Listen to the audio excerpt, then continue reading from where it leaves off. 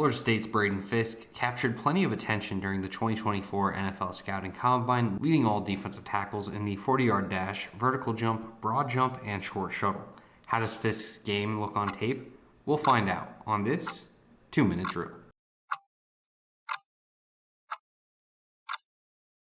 Fiske is a high-motor, high-energy player that has an impressive get-off at the snap, allowing him to fire to the football when attacking, and that allowed for him to blow up the backfield against the pass and run on a few occasions this past season. He utilizes his hands well to get around blocks, but is nimble on his feet to then direct his momentum towards making a stop on the play.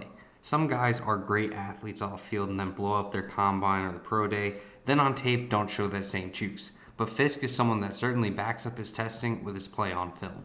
Fiske's ability to time his jump at the snap gives him an advantage at making first contact, which can result in sacks or at least help deplete the pocket to hurry the quarterback and make him uncomfortable in his delivery. And while Fiske's wingspan is limited, he does well tackling outside of his frame, improving his range of defense and helping him reel back ball carriers at the line of scrimmage even when they perceive the rush lane to be open. For concerns in his play, he has 31-inch arms, which is in the 3rd percentile of defensive linemen in the NFL. And while his short limbs won't diminish his value alone, it can be seen on tape where Fiske has a hard time disengaging from blocks if his matchup is able to get a grip on him.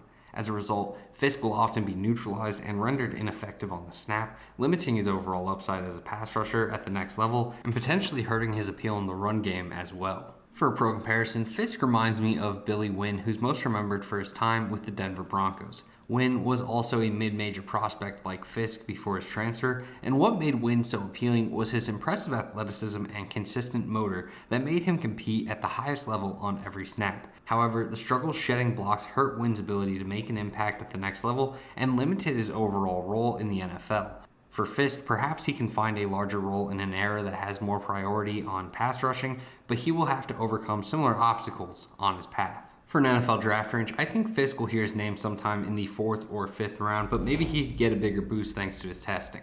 I think he'll want to land with a team that either already has a dominant run defender in their trenches or with a coach who likes to utilize the interior pass rush specialists like a Dan Quinn in Washington. And that's the 2-minute drill.